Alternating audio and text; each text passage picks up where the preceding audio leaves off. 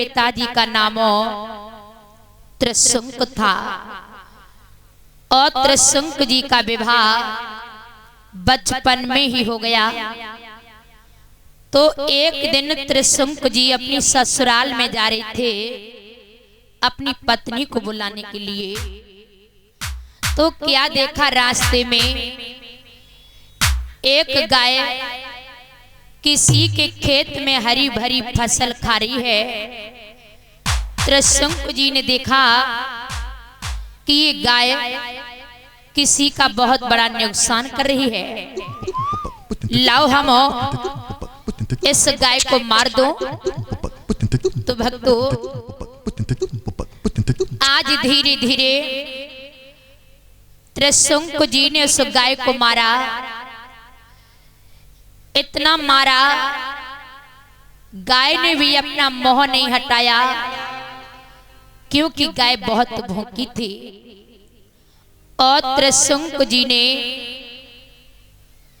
गाय को मारना बंद नहीं किया।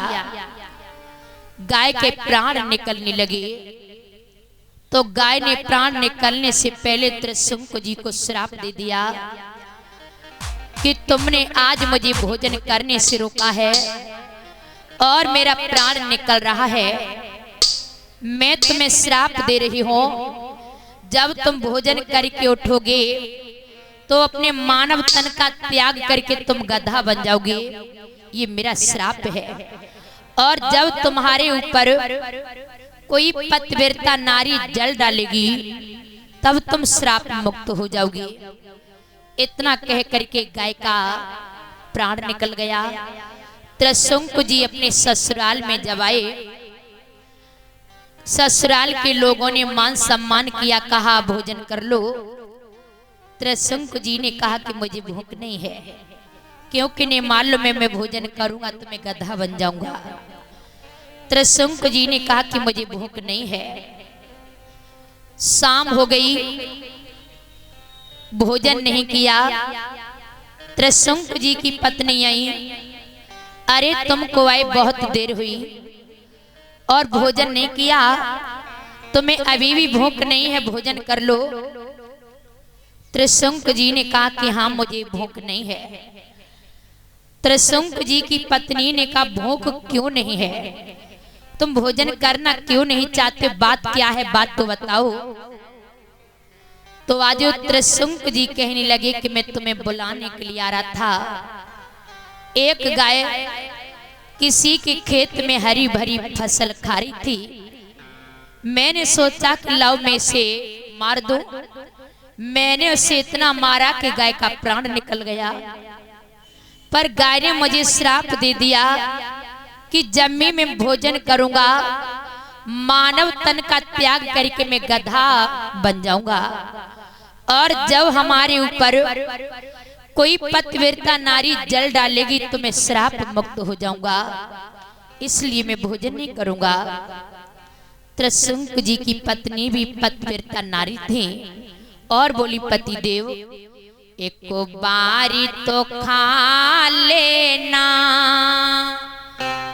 एक बार तो खा लेना, जो होगा वो देखेंगे।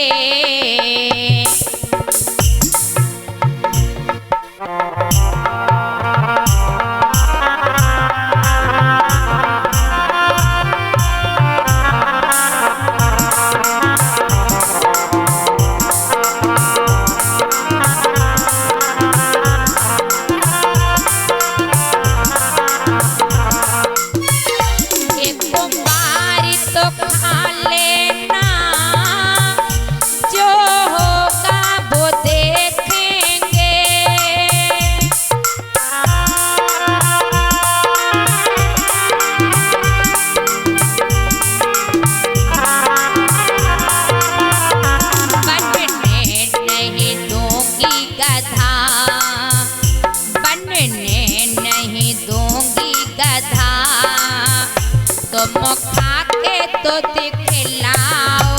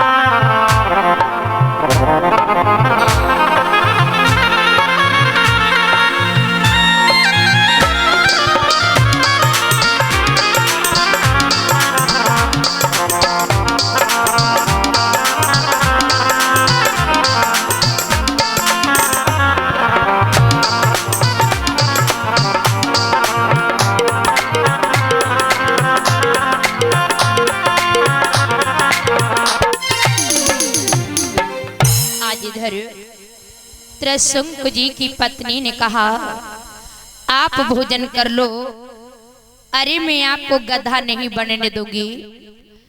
त्रिशंकु जी की पत्नी ने जब नहीं माना, बार बार कहा, तो त्रिशंकु जी ने भोजन किया। लेकिन गाय का श्राप था माता और बहनों प्यारे भक्तों, त्रिशंकु जी जैसी भोजन करके उठे, मानव तन का त्याग करके वो गधा बन गई। जब वो गधा बन गई भगवत प्रेमियों, तो त्रिशंकु जी की पत्नी ने अपने पति को गधा रूप में देखा। तो त्रिशंकु जी की पत्नी ना तो अपने मायके रुकी और नहीं तो वो ससुराल में गई।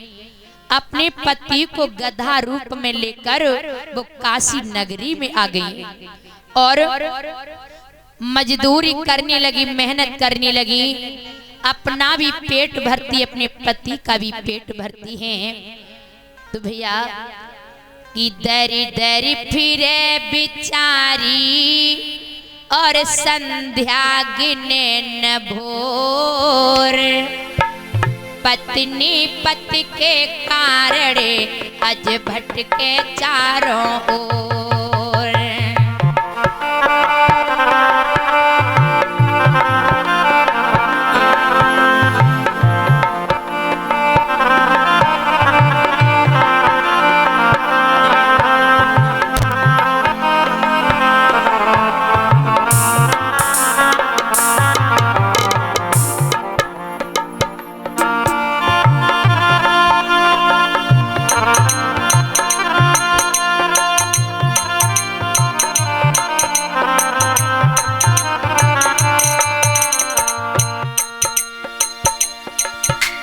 दर दर करे मजूरी और संध्या गिने न भोर, पत्नी पति के कारण अज भटके चारों ओर।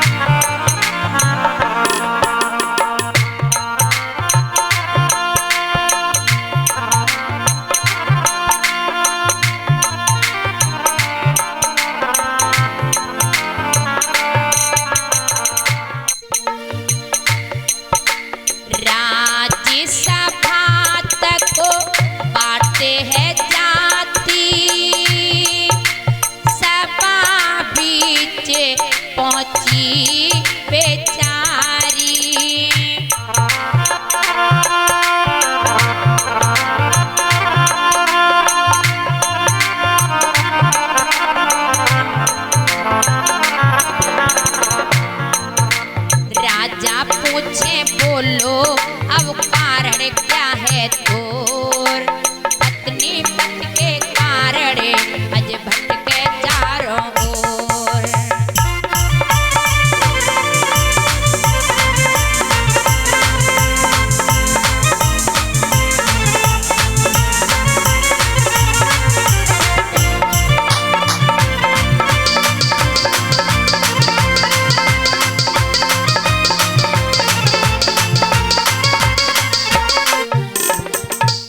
प्यारे भक्तों, काशी के नर नारियों ने जब देखा, अरे कैसी नारी है, गधा पालती है और बोझ अपने सर पर रखती है।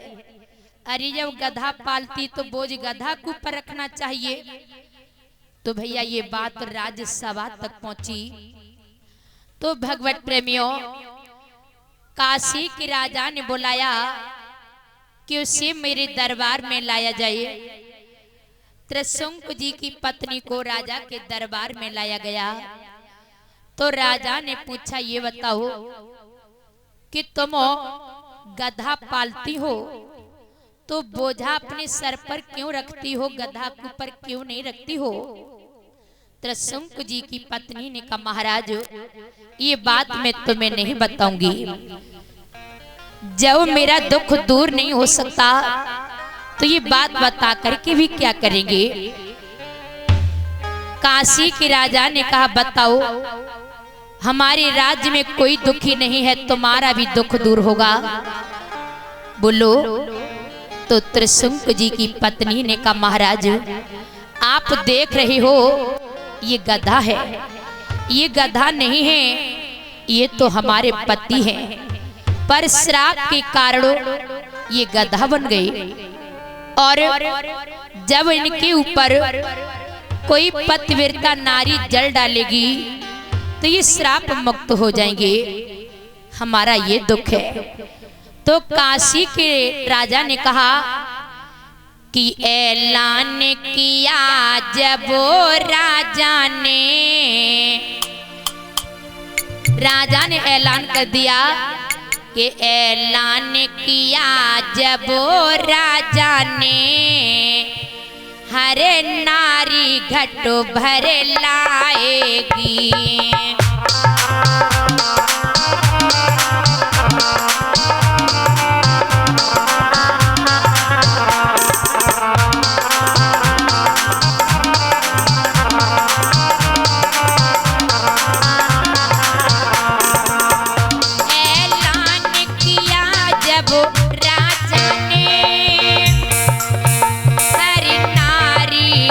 भर लाएगी यदि सोते हृदय का जल होगा, इनकी काया पलटाएगी।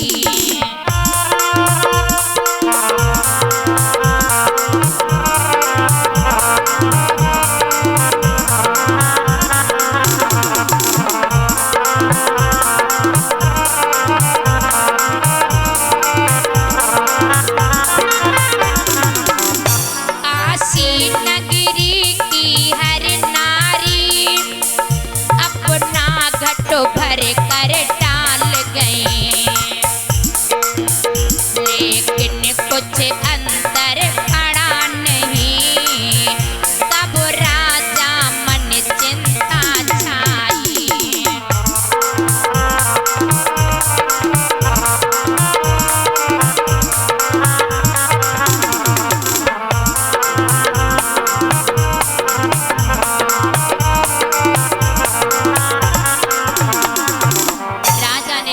कर दिया कि काशी नगरी की प्रत्येक नारी अपने अपने घर से जल का घड़ा भर करके लाए और इस गधे के ऊपर डाल दे, ताकि गधा भी श्राप मुक्त हो जाए।